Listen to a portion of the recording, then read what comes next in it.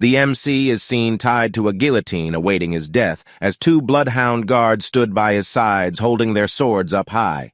The MC wore an expressionless face as he thinks about his final moments, but even in his final moments his eyes were filled with an intense red glow as he stares at something in front of him. Hugo was standing proud and tall as the moonlight casts light on him as a platoon of bloodhounds stood behind him. Hugo slowly raises his hand in the air while his eyes glowed bright red in the night. His eyes released an intense glow and glare as he pushes his hand in a downward motion. The sound of a sharp blade meeting flesh and bone was heard in the night as blood was seen splattered in the sky. The MC vision of Hugo and the others were now at a low viewpoint as everything started to look hazy. Blood soon filled his vision as he looks at the numerous red stares from his once former family members. Hugo slowly walks away from the MC as his vision was almost filled with blood, but his eyes were still focused on Hugo's head as he left the MC alone. The MC then slowly opens his eyes after awakening from his dream. He stares at the ceiling and saw that he was in some sort of cottage. Bandages covered his face and body as he lay on a bed made of something while his neck was tied to a rope. He wonders what this place is. He thinks about how he didn't know how many days had passed or how he had survived the battle against Madame Eight Legs. He recalls back to the moment when he had unleashed his most powerful attack on Madame Leg, realizing that during that crucial moment, if Madame hadn't stopped in her tracks upon receiving a shock from the explosion's light, the MC would have lost his life. The MC slowly sits upright while holding his injured shoulder. He thinks about how his muscles, veins, and even bones were all injured. The MC didn't think this would be the extent of his injuries after receiving a hit head-on. The rope around his neck, wondering if it was because of this that caused him to have a neck ache that he was feeling now after the battle against Madame. But it was because of it that he was saved that Kier started to think about the others and wondered if he could consider it as going according to plan. His plan of escaping Hugo's watch was a success, as besides Adolphe and Camus, many other witnesses could prove his death, allowing the MC to not worry about his death being proven. The MC exits the cottage tent and notices something. He sees barbarians of different ages and genders walking around. He recognizes it as the Balex camp called Belak, and he wonders if he was being held captive in their camp. The MC thinks about how he was in the midst of the camp that belongs to the natural enemies of the Baskerville clan, which was bad for him, as he couldn't run away with his ruined body. A voice shouts out saying, "Hurry up, walk."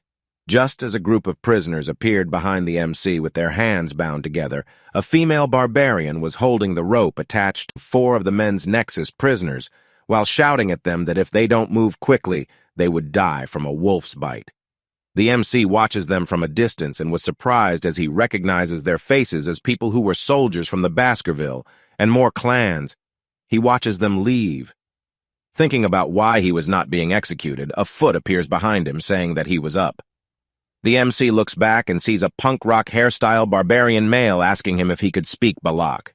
The MC recognizes the barbarian as Ahan, the barbarian holding the dart blower who tried to attack him from the bushes a few days ago. Ahun tells Vikir that he should be thankful that he wasn't going to end up with the same fate as the prisoners he had just seen Ahun, then smirks right in the face of the Kiers, asking him how he felt watching his comrades walk towards their death. And then he must be in despair since he could not do anything with that crippled body with an evil smile on his face.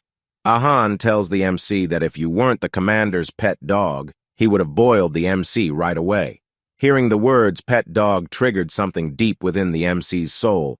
He visualizes Hugo's face with his hands filled with chains and a dark aura. The chains were slowly suffocating the MC as his body was slowly being covered by the chains and dark aura. Ahun suddenly felt an immense pressure, wondering what it was. He looks at the MC and sees that his eyes were filled with murderous intent and that his haki was extremely strong. One Piece reference. Ahu responded with a punch to Vikir's face, calling him an arrogant bastard. The punch left the MC on the ground, trembling slightly, as he didn't respond back. Ahun leaves him alone, telling the MC that he should stop standing there and go find his owner, who was at the end of the rope. The MC slowly got up and looked at Han walking away. His eyes were filled with revenge, as he had memorized Ahun's face and swore to get his revenge once his body recovers. The MC walks past a few more cottage tents in the camp. He slowly pulls onto the rope inch by inches. He made his way out of the camp, wondering how the rope was this long. He walks a bit further, but soon notices that he had walked quite a fair bit, but still couldn't see the end of the rope, which causes him to wonder if his owner was actually at the end of the rope. All of a sudden, a rope tightens itself. The MC notices that the rope was being pulled in a certain direction. He sees that the end of the rope was leading into a pool of water where Iron was seen submerged inside. She was holding on to the end of the rope, but remained silent. The Kirinayan were soon entering an awkward staring contest with one another as the MC stood on land while Iron was submerged in the waters. She gives him a wide smile before telling him to lie down. The MC was suddenly pulled forward by her as his head was pulled forward by I, and a certain object went through the spot where his head was originally an arrow. Lands on a tree. Iron came out of the water and shouted at a group of children, calling them brats and telling them to go practice somewhere else. Meanwhile, the MC was just laying on the ground. Motionless Iron then turns to him to thank him for setting her free at the slave auction. She points a finger of the MC, telling him that she was the kind to return kindness twofold, while returning tenfold when it comes to revenge, and since he had saved her once before, she had now saved him twice. The MC wondered where the twice came from. She explains to him that she had gone back for him after his fight with Madame Legs, and if she didn't do that, he would have died, so he needed to be thankful that she was tenacious. The MC then asks her if she was the one who had set up the rope attached to his neck, but Iron simply smiled at him as he asks her another question about the reason why she was keeping him alive.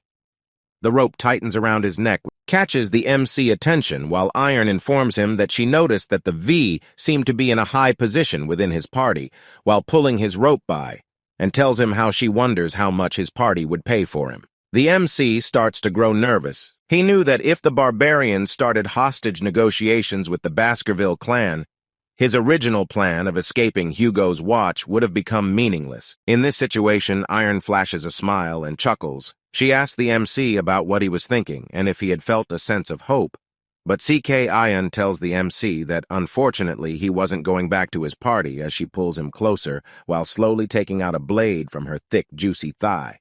She cuts the long rope while telling the MC that he was going to be her slave lucky man, but the MC was actually glad to hear that. Iron then points her blade towards the MC, telling him that they should decide on their titles first, and that the MC should call her Master Sorry Lady. But the MC doesn't respond at all and just remains silent like a giga chad.